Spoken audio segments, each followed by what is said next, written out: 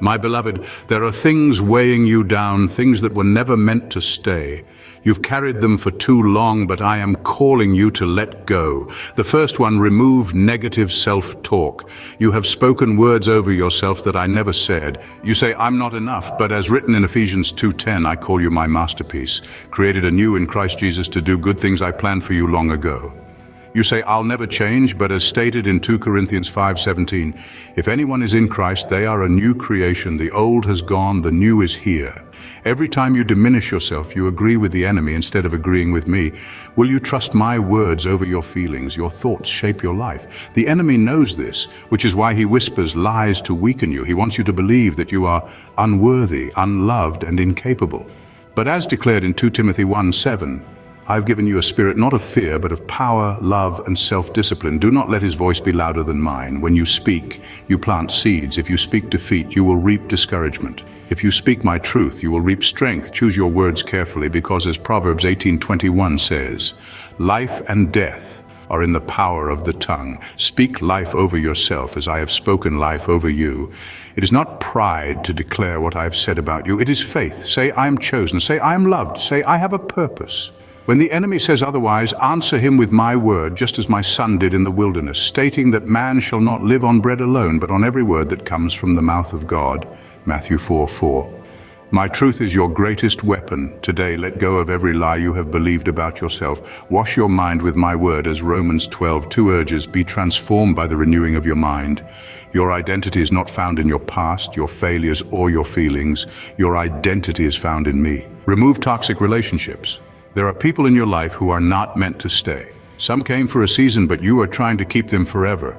Others have led you away from me, yet you still hold on. As stated in 1 Corinthians 15:33, do not be deceived. Bad company corrupts good character. Who you walk with shapes who you become. You wonder why your peace is gone, why your faith feels weak, why your joy is fading. Look at who is speaking into your life. Do they push you closer to me, or do they pull you further away? Do they encourage holiness, or do they invite compromise? My child, I have called you higher. You cannot walk in my purpose while clinging to those who pull you backward. Separation is painful, but sometimes it is necessary for growth. When Lot left Abraham, only then could I show Abraham the land I had prepared for him. As recorded in Genesis 13:14, the Lord said to Abram after Lot had parted from him, look around from where you are. All the land that you see I will give to you and your offspring forever. Some relationships are blocking your vision. Some connections are delaying your destiny. Let them go and watch how I bring clarity. Do not fear loneliness. I will surround you with people who strengthen you. As Proverbs 27:17 says, as iron sharpens iron, so one person sharpens another. I will bring friends who sharpen you, who encourage you, who remind you of my promises. But first, you must release the ones who are no longer part of your calling. Trust me with your relationships. You are not losing. You are being pruned. As stated in John 15:2, every branch that does bear fruit, he prunes, so that it will be even more fruitful. What I remove, I replace with something better. What I take, I restore in greater measure. Let go and let me work. Remove the fear of failure. You hesitate because you are afraid to fail. You fear what people will say, how they will judge you, how you might fall short. But my child, I did not call you to live in fear. I called you to walk in faith, as 2 Corinthians 5:7 says. Do you think I would ask you to step forward without preparing the way? Failure is not the end. It is a lesson, a redirection, a step in the process. Even the righteous fall, but they rise again. As Proverbs 24:16 declares, Peter sank when he took his eyes off me, but I did not let him drown, as Matthew 14:30-31 reveals. I will not let you drown either. Stop waiting for perfect conditions. Stop overanalyzing every possibility.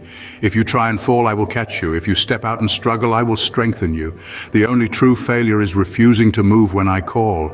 You are not defined by your mistakes. Moses failed, but I still used him. David fell, but I still established him. Peter denied me, but I still built my church through him. Do you think your failures are greater than my grace? Trust me enough to take the first step. I do not demand perfection. I ask for obedience. If I have called you to it, I will equip you for it. Walk forward, not in fear, but in faith. I am with you. Remove comparison. You look at others and wonder why they seem ahead. You measure your life against theirs, your progress against their success. But my child, I did not create you to run their race. I created you for your own. Comparison steals joy. It blinds you to what I'm doing in your life because you are too busy watching others.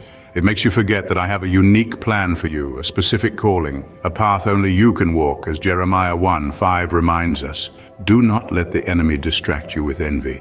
You see their blessings, but do you see their battles? You see their success, but do you see their struggles? What I have given them is not meant to diminish what I have given you. I bless each according to my purpose. Rejoice with those who rejoice and trust that I will provide for you in my perfect time. Run your race with endurance, as Hebrews 12:1 encourages. Keep your eyes on me, not on others. If you focus on them, you will stumble. If you focus on me, you will rise. I have not forgotten you. What I have planned for you is greater than you can imagine. Be patient, be faithful. What is coming is worth the wait. Remove unforgiveness. I see the pain in your heart. I know what they did was wrong. I know the betrayal, the hurt, the disappointment, but my child, you cannot heal while holding on to bitterness. Unforgiveness is a prison, and you are the one trapped inside. It does not harm them, it harms you. It steals your peace, poisons your joy, and distances you from my presence. I have called you to forgive, not because they deserve it, but because you deserve freedom. As Colossians 3:13 urges, I know justice matters to you, it matters to me too, but vengeance is mine, as Romans 12:19 declares. Let go of the weight of revenge. Trust that I am the judge and I will deal with every wrong. Your job is to release it into my hands. Forgiveness does not mean excusing their actions. It does not mean pretending it didn't hurt. It means choosing not to let the past control your heart anymore. It means choosing peace over resentment. Lay it at my feet today. Let me heal what was broken. Let me restore what was taken. When you forgive, you make room for my love to fill the spaces that pain once occupied. And my love is greater than any wound. Remove doubt in my plan. You wonder if I truly have a plan for you. You ask, why is this happening, God? Why is this taking so long? Did I hear you correctly, Lord?